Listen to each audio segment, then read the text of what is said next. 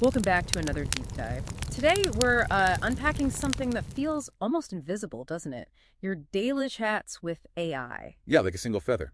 Weightless. Exactly. But when you think about billions of people doing this, well, that feather suddenly feels more like a massive cargo ship. That's the impact we're digging into. Right. Our goal today is sort of balance the scales.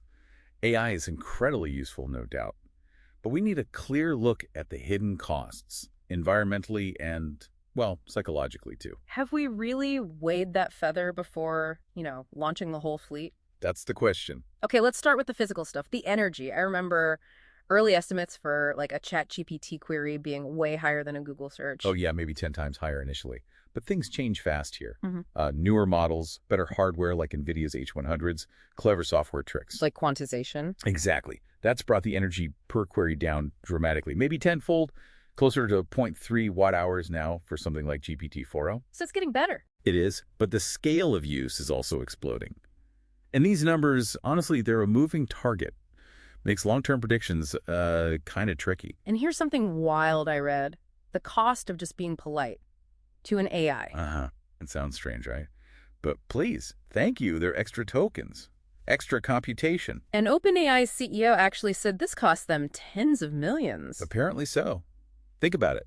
A simple thank you might use around, say, 0.245 watt-hours. Which is enough to power a small LED bulb for, 3 minutes? Something like that. It makes you think, doesn't it? Every little word adds up. A tiny digital footprint. But this actually gives you, the user, some control.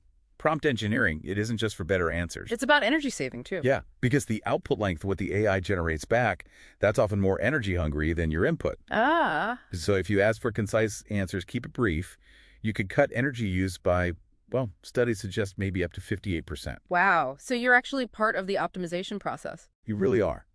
And this is where those feathers, pile up into serious freight. Okay. The big environmental hit isn't really the one-off training cost. The CapEx. Right. It's the day-to-day running cost, the inference, the OpEx, billions of queries. ChatGPT gets, 1.7 billion visits a month? Something staggering like that.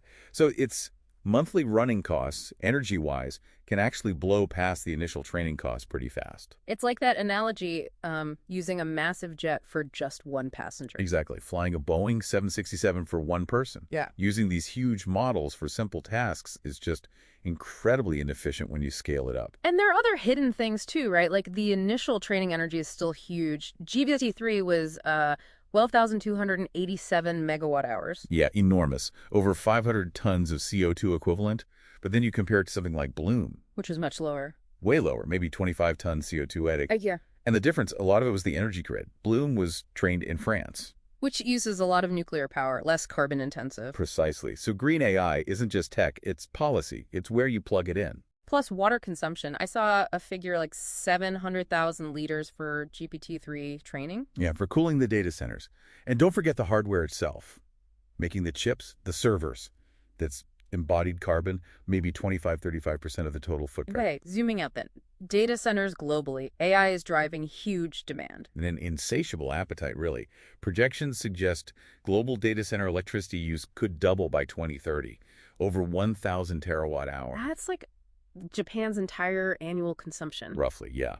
And AI is the main driver. Right. So you've got this tension, short-term, maybe more reliance on fossil fuels, a dash for gas to meet demand. But tech companies are also investing massively in renewables. They are. So AI is kind of both a potential threat to climate goals and maybe a tool to help achieve them. It really depends how we manage it. Okay, let's pivot now from the physical weight to the, psychological weight, the digital voice. Because these AI companions, they are appealing. They can fill real gaps. Loneliness, lack of access to mental health care. And they're always available, right? 24/7, no judgment. Some tools, like Wobot, are actually grounded in clinical practice and seem genuinely helpful. Absolutely. There are real benefits. A safe outlet, maybe a bridge to human therapy. But that engineered perfection, that constant availability. That's where the potential harm comes in. Exactly. It raises this really important question about empathy. Yeah. Does it erode? How so? Well, think of empathy as a kind of social muscle. It needs exercise. Right. Messy, real-world interactions where you give and take. Okay. AI, though, it's a perpetual giver. It asks nothing back. So you're not exercising that muscle. Over time, you could get, empathy atrophy. less patient maybe, less tolerant of the friction in real relationships. Yeah, you're practicing these really one-sided interactions, like rehearsing with a non-player character in a game. Hmm. It reminds me of that politeness paradox we mentioned, saying please to a machine. Hmm. You're practicing a social script that has no real reciprocity. And if we connect that to the bigger picture, there's this fascinating kind of counterintuitive thing called the loneliness paradox. Which is? Heavy AI use seems to correlate with more loneliness, not less. Really? So using it makes you lonelier? Not necessarily direct causation, we don't know for sure, but it could be a dangerous feedback loop. AI might mask the loneliness, making you feel connected temporarily. But it reduces your motivation to seek out actual human connection. Potentially. And that could lead to a kind of dependence, maybe even making the underlying loneliness worse. And the really scary part is when people, especially vulnerable people, turn to totally unregulated AIs for, like, therapy. Yeah, that's a huge concern. Yeah. There was that Stanford study, found harmful biases, even dangerous responses. Like the bot suggesting bridges to someone expressing thoughts. Exactly, that kind of thing. And we've seen reports of chatbots actually encouraging harmful behaviors in the real world. So we desperately need people to understand the difference between a proper, clinically tested tool and just an entertainment chatbot pretending to be a therapist. Public literacy is crucial here. Yeah. Absolutely crucial. Yeah. So, summing it up, AI's real weight isn't that single interaction, that feather. It's the whole system. Environmental, psychological, all interconnected. Mm-hmm. The feather idea, it's kind of an illusion. The cargo ship is the reality we're building. So what does this all mean for us, for you listening? We're making these trades, aren't we? Tangible things like energy and water, and intangible things like empathy, human connection, trading them for this powerful tool.